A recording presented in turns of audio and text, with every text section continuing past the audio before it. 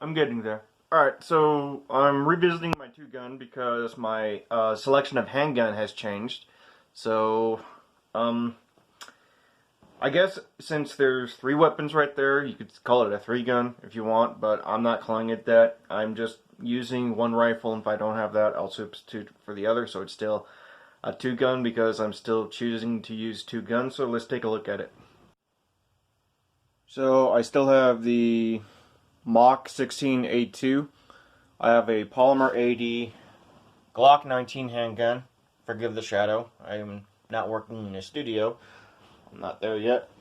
And this is my Double Star DS M4 that I bought when I was 18. So I had to wait till I was 21 to put this together because buying a lower receiver, it's technically considered a firearm. And to be old enough to purchase a firearm, you gotta be 21, yada yada. The laws are ridiculous. So I built this into a M16A2 clone, and this was my first rifle that I put together. This is, well, a pretty nice rifle. Out of all the rounds I put through it, I have to say it's a pretty awesome rifle. I gotta say I haven't had any problems out of it except one failure to feed, and that was it. I had a few problems with this weapon. I had a stuck case with steel case, and I like to think that it was more or less the steel case, and I didn't lube the action that day. So that was me learning shooting an AR-15 for the first time. This was my first AR. It's a Glock 17 Polymer 80 Gen 3, loaded up with Hornady ammo, and this is my first handgun. First handgun that I built and first handgun that I own. It's pretty nice. Let's see if I can field strip it for you guys. So, nothing but Glock OEM internals. I lubed the gun, and a lot of the parts that I bought from it, I should say, come from Rocky Brass. I'm not going to have any links because I don't want YouTube shit-canning me for no reason. I didn't do anything special. The only thing special on it is the iron sights, which if you noticed is a little offset. Hopefully that doesn't affect shooting it. And I have a night sight front and blacked out rear for day shooting, and if we're doing night shooting, I got a flashlight right next to it.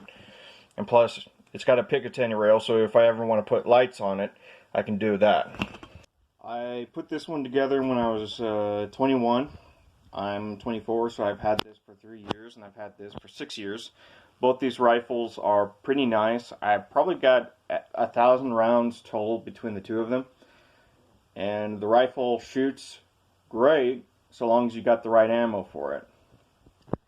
This one is, honestly, I can't say anything besides accuracy because both these rifles shoot the same groups, which I kind of thought was interesting because barrel harmonic, shorter barrels shoot tighter groups, but longer barrels shoot longer range and whatever. But you know what? I'm starting to think some of this whole gun, the science behind these firearms is a little exaggerated. I'm not saying they're wrong. I'm just saying a little exaggerated. Like this one is supposed to shoot tighter groups, and this one is supposed to shoot longer range, but both of them shoot the same distance, and well, they print an inch and a half or inch and a quarter.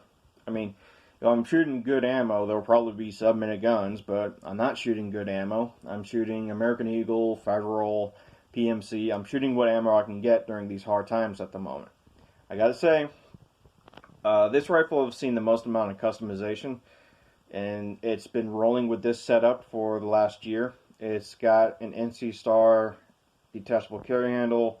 I upgraded the magazines with Ranger plates, new springs, and anti-tilt followers. This one already had an anti-tilt follower, but I decided to replace it for a steel one. And this one was one of those Vietnam era followers and springs. So the most amount of work that this one has done is replacing the handguards with an M4 one, replacing the buttstock with a better stock, changing out that pistol grip for an A2 grip, and then getting an M-point Z mount so I can mount a red dot or a holographic sight in between the rear sight and iron front sight.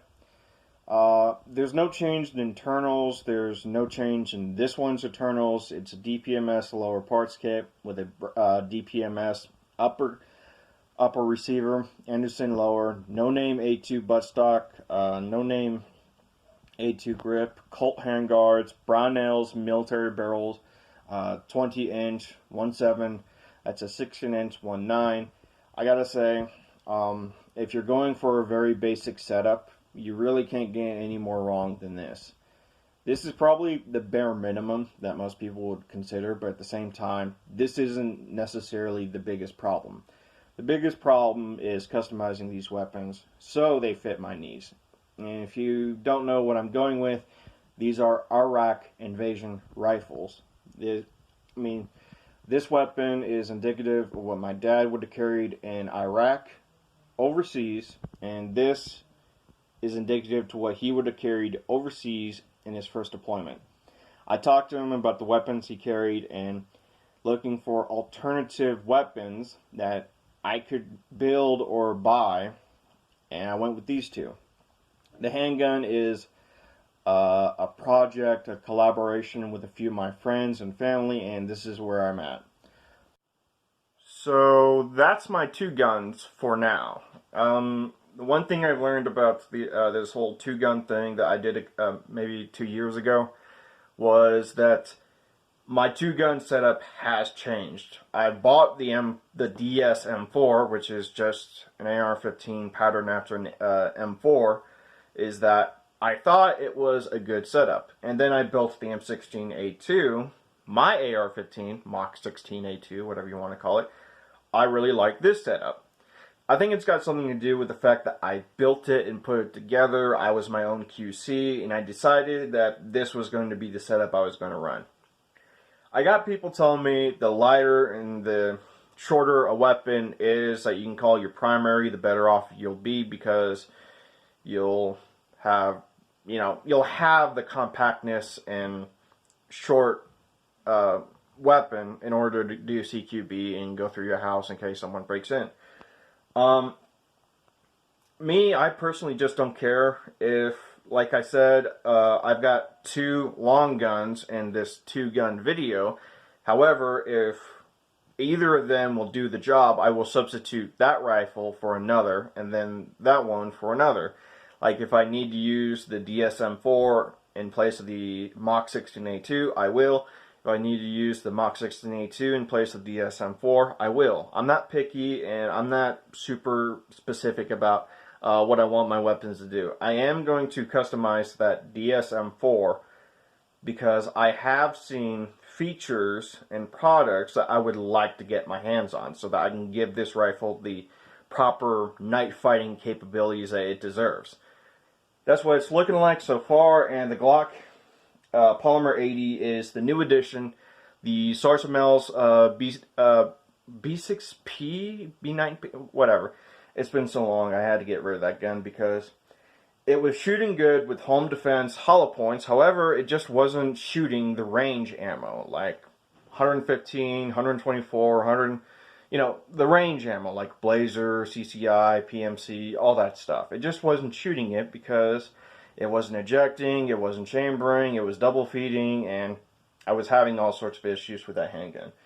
So I'll do some range reports on the Polymer 80 G17 and see if it works, but until then, that's it for now. See you guys later.